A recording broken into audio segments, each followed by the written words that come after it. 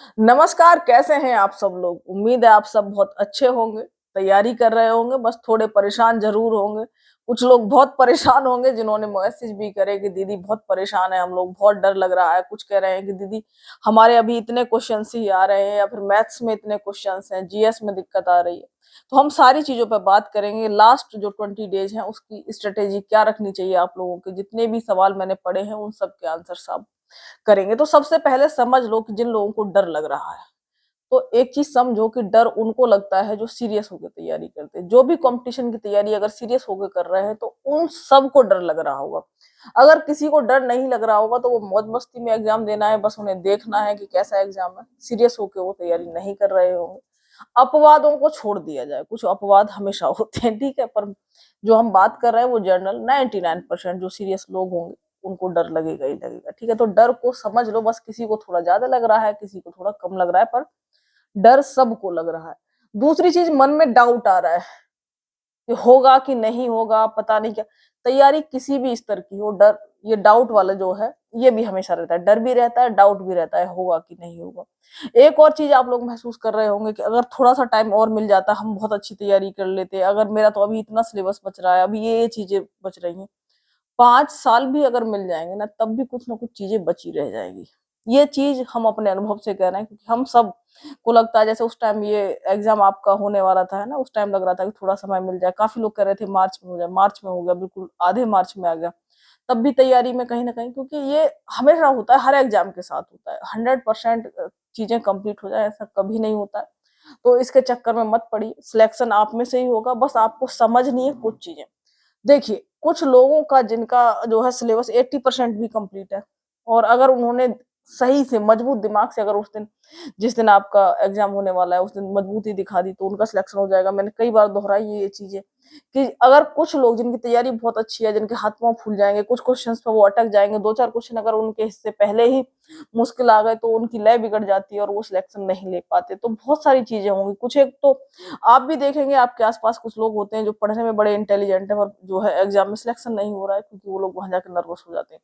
तो आपको अपनी जो भी तैयारी है, जितने भी परसेंट सिलेबस आपका कंप्लीट है, 70, 80, 90% जो भी कंप्लीट है, यकीन मानो इसी सिलेबस से भी नैया पार लग सकती है अगर आप उसको बहुत सही और बिल्कुल सिस्टमेटिक तरीके से और मजबूत माइंड के साथ और संतुलित जो है रहते हुए अगर चीजें करेंगे। अब दूसरी चीज आ जाती है कि अब तैयारी की अप्रोच क्या रखी है। तो मैंने आपके मन की बातें कर ली है ना। तो तैयारी की अप्रोच में इस समय कोई भी नई चीज नहीं पढ़नी है। सबसे पहले समझ लीजिए, जो आपने पढ़ा है उसमें से कोई प्रश्न गलत ना हो। जो भी चीजें आपने कंप्लीट करी हुई है उसमें से कोई चीज गलत ना हो, आपको सबसे पहले तो ये दिमाग में बिठाना है। अगर फिर भी कुछ लोगों को लग रहा है कि नहीं हम कुछ नया पढ़ेंगे, तो आपको दिन में 1 से 1.5 घंटा ले लीजिए जिस दौरान आप कुछ नया टॉपिक पढ़ लो, जिनको लग रहा है। पर ऐसा मत करना कि अब आधा दिन कुछ नया पढ़ रहे हो, फिर जो है बिल्कुल ही आपने तैयारी को अपनी गड़बड़ कर लिया कि भाई आधा दिन नया पढ़ रहे हैं, आधा दिन पिछले उसकी टेंशन में है, आधा जो है पिछला सही से हो नहीं पा रहा है। तो आपकी कोशिश होनी चाहिए कि जो भी आपने पढ़ाई करी हुई है उसमें से कोई प्रश्न गलत ना हो। उसके लिए बार बार रिवीजन करते रहिए, जहां पर भी डाउट है उन चीजों को देखते रहिए। अब आ जाते हैं जो सबसे जरूरी चीज है इस समय, मॉक टेस्ट। तो मॉक टेस्ट कैसे देने हैं। कुछ लोग मुझसे पूछ रहे थे कि दीदी कितने मॉक टेस्ट लगा दें। कुछ लोग कह रहे हैं 50-60 मॉक टेस्ट लगाते हैं, कुछ लोग कह रहे हैं दीदी इतने कैसे लगा पाएंगे। बेटा, ये सबकी अपनी अपनी, मॉक टेस्ट का मतलब होता है कि हम अपनी तैयारी और स्पीड दोनों को जांचते रहें, है ना। तो उसके लिए कुछ लोग जिनकी तैयारी बहुत अच्छी है, बहुत टाइम पहले से कर रहे हैं, हो सकता है वो एक दिन में 2-2 मॉक टेस्ट भी लगा रहे होते हैं, कुछ लोग एक दिन में एक भी लगा रहे होते हैं, कुछ लोग 2 दिन में एक लगाते हैं। मैंने लास्ट तक, है ना, 2 दिन में लगभग एक मॉक टेस्ट ही लगाया था, क्योंकि मैंने बहुत ज्यादा नहीं, मैंने उस टाइम ही बताया था कि मैंने ओवरऑल, क्योंकि मेरे हमेशा आदत थी कि बीच में भी मैंने मॉक टेस्ट लगाए थे जब शुरुआत में तैयारी कर रहे थे, उस टाइम भी चाहे नंबर कितने भी आए। तो मेरी आदत थी कि 2 दिन में एक मॉक टेस्ट लगा दिया। हो सकता है कि बीच में कभी कभार जब बहुत सही सरा हुआ तो एक दिन, फिर अगले दिन, मतलब लगातार लगा दिया हुआ। पर ऐसा कभी नहीं था कि एक दिन में 2 मॉक लगा दिए हूँ। ऐसा मुझसे आज तक नहीं हुआ कि अगर 2 घंटे का मॉक टेस्ट है किसी भी एग्जाम का और मैं एक दिन में 2 लगा दूं, तो मेरे से नहीं होता था। तो मॉक टेस्ट जो भी आपको सही लग रहा है, एक दिन में 2 के झंझट में मत पड़ना। जिनकी तैयारी बहुत सीजीएल वगैरह उन्होंने करा हुआ है उनकी बात अलग है। तो एक दिन में एक मॉक टेस्ट लगाना, उसके बाद पूरा एनालिसिस करो, जहां कमी रह गई है उन चीजों को, टॉपिक्स को नोट करो, उन टॉपिक्स को नोट करने के बाद उनको बहुत अच्छे से कंप्लीट करके ही अगला मॉक टेस्ट लगाओ, है ना। अगला मॉक टेस्ट लगाने से पहले जो मॉक टेस्ट है उसके सारे पॉइंट्स को बहुत अच्छे से कंप्लीट कर लो। पर मैथ्स में तो नहीं हो पाएगा, जिन लोगों का मैथ्स कमजोर है तो वो थोड़ा सा डिफरेंट स्ट्रेटेजी लेके चलें कि अच्छा इस वाले मॉक टेस्ट में हमने 5 चैप्टर ये करे थे, इनसे तो कोई प्रश्न गलत नहीं हुआ, तो उन जो है 5 चैप्टर के या जो भी चैप्टर आपके पड़े हुए हैं उनके प्रश्न गलत नहीं होने चाहिए, ठीक है। ऐसे ही मान लो अगर किसी के पास इतनी क्षमता है कि आज मैंने मॉक टेस्ट लगाया, उसके बाद एनालिसिस किया कि ये चीजें गलत है, और उसके बाद मैंने आज ही पूरी चीजें पढ़ ली, मैंने रिवाइज कर ली मेरे मॉक टेस्ट में क्या क्या चीजों की गलती थी, उसके बाद अगला मॉक टेस्ट कर लगा दो। नहीं तो फिर 2 दिन पढ़ लो, मतलब आज मॉक टेस्ट लगाया, आज भी पूरे दिन पढ़ाई करो, उस मॉक टेस्ट में जो कमी रह गई थी, जहां जहां तुम्हें रिवाइज करना था, कल भी रिवाइज करो, उसके बाद एक दिन छोड़ के लगा दो, कोई दिक्कत नहीं है, ठीक है।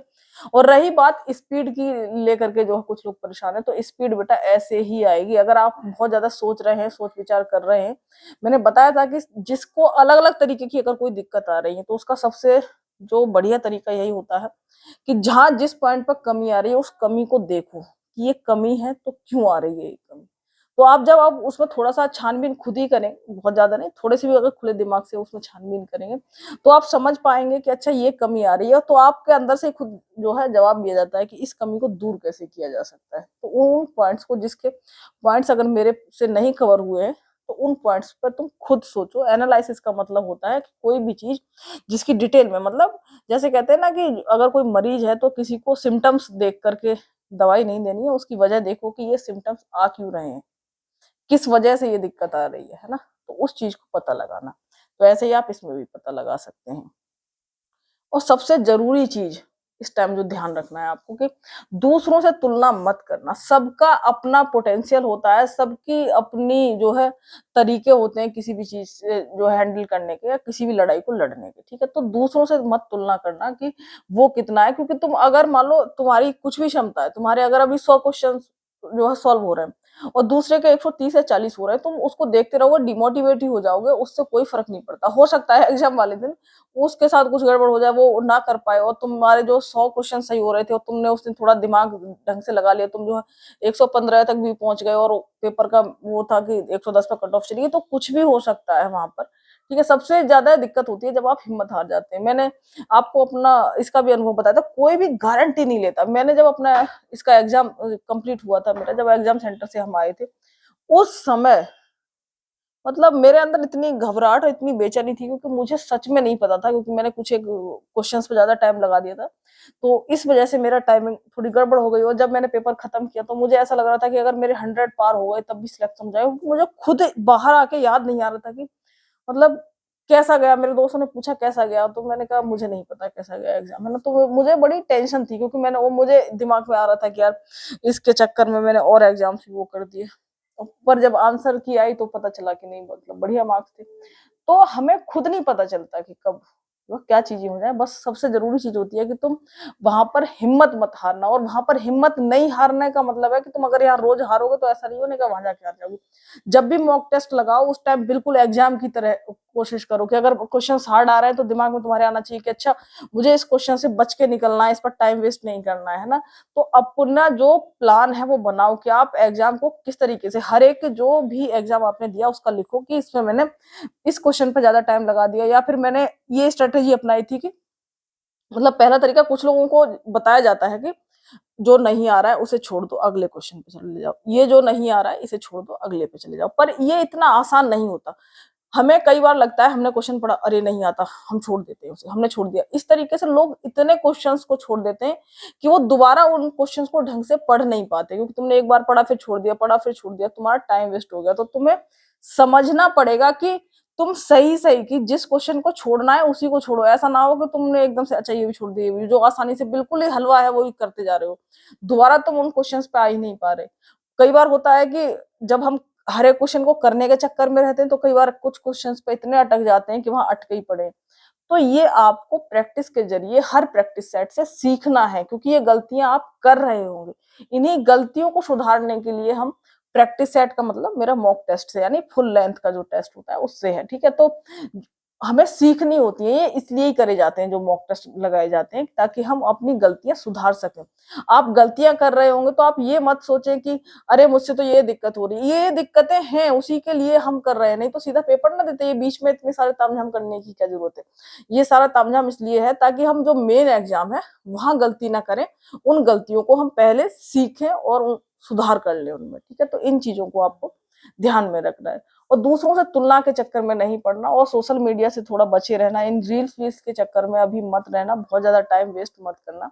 जो भी आपके काम की चीजें हैं बस उनके लिए करना। कई बार स्क्रॉल करते करते घंटों निकल गए, और उस घंटों की वजह से तुम्हारा कंसंट्रेशन भी खराब होता है दिमाग का, तो और ज्यादा पढ़ने में दिक्कत आती है ना।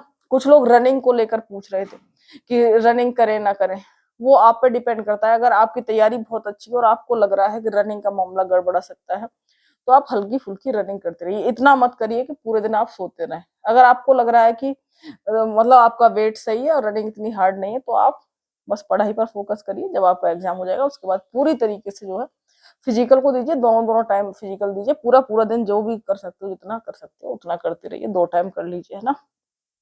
तो वो आप पर डिपेंड करता है। तो ऐसा कोई पर्टिकुलरली रूल नहीं है कि नहीं अभी ही करो, क्योंकि इसकी रनिंग आसान होती है। यूपीएसआई की रनिंग सबसे आसान है, इससे ज्यादा आसान क्या होगा। और जो है सबसे एक और जो है बात मेरे दिमाग से अभी निकल गई, क्योंकि लिखी नहीं होती। 1 मिनट। कुछ चीजें आप लोग अपना सकते हैं, जैसे थोड़ी सी अगर अपनी डाइट अच्छी रखी है, सुबह को जो है बादाम वगैरह ऐसी कुछ चीजें लीजिए। उससे क्या हुआ, आप लंबे टाइम तक, मान लीजिए इस टाइम बहुत प्रेशर होगा तो उस चीज को हैंडल कर पाएंगे, आपका दिमाग अच्छे से चलेगा। तो डाइट थोड़ी अच्छी लीजिए, तला भुना कम कर दीजिए, और 10-15 मिनट वॉक जरूर करनी है। सुबह भी करिए, शाम को भी करिए, उससे आपका दिमाग रिलैक्स रहेगा। बाहर हवा में जो है स्वच्छ हवा में जाइए, लंबी सांस लीजिए, और इस सारी टेंशन को, इस सब चीजों को त्याग करके बस वॉक करिए, और उस टाइम वॉक पे ध्यान लगाने की कोशिश करिए। तो ऐसी कुछ चीजें आप लोग अपनी लाइफ में करेंगे। और थोड़ा मैंने बताया था एक दिन योगा भी बताया था कि कोई सा जो है प्राणायाम करें ना करें आप, योगा में तो सारी चीजें आ जाती है। प्राणायाम में अनुलोम विलोम प्राणायाम जरूर करें, उससे आपके दिमाग की कैपेसिटी सच में बहुत अच्छी हो जाएगी। और उसके लिए कोई जरूरी नहीं है कि आप एक टाइम ही बैठ के, जैसे पढ़ते पढ़ते जब भी पढ़ रहे हैं शुरू हो जाइए, 5 मिनट कर लीजिए, बीच में 5-5 मिनट कर लीजिए, तो उससे आपको सच में बहुत, मतलब दिमाग बिल्कुल आपका रिफ्रेश हो जाएगा। तो इस चीज को भी आप लोग अपनाइए। और एक एक और प्रश्न था किसी का कि दीदी एग्जाम सीट में जो है हमें एक्स्ट्रा पेपर्स मिलेंगे कि नहीं मिलेंगे। तो हो सकता है कि वो लोग आपको 2-2 3-3 पेज जो व्हाइट पेज होते हैं A4 साइज वो दे दें। कई बार क्या होता है, जो पेपर होता है उसी के पीछे 3-4 पेज खाली होते हैं, तो उसमें करना होता है। तो आप वहां पर मांग लीजिए, अगर आपसे नहीं व्यवस्था हो पा रही है, नहीं तो उसके पीछे दे ही रखे होंगे, उस पर करिएगा। और सबसे अच्छा जो मुझे लगता है, मेरी हमेशा आदत थी कि पेपर को थोड़ा बचाना चाहिए, तो ऐसे करके लाइन खींच लिया करो बीच में। जब बीच में लाइन खींच दोगे तो थोड़े क्वेश्चन इधर करोगे। कुछ लोग क्या करते हैं, पूरा पेज भर देते हैं, अनसर्ट लिखते हैं, यहाँ से लिख दिया, इतना बड़ा बड़ा लिखेंगे। तो बढ़िया है कि पेज करके यहाँ नंबर 1 क्वेश्चन डाल लीजिए, जो भी आपका नंबर क्वेश्चन है उसको सॉल्व करिए छोटी सी एरिया। और ये घर पे ही प्रैक्टिस करा करिए। मेरी आदत थी कि घर पे ही, मतलब ये जो चीजें बता रहे हैं एकदम से एग्जाम में नहीं आती थी, मतलब पेज बचाने की। अभी भी मुझे आदत है पेज बचाने की, खैर, है ना। ये चीजें वेस्ट नहीं करनी चाहिए। तो ऐसे नंबर डालिए, ऐसे नंबर डालिए और क्वेश्चन को सॉल्व करिए।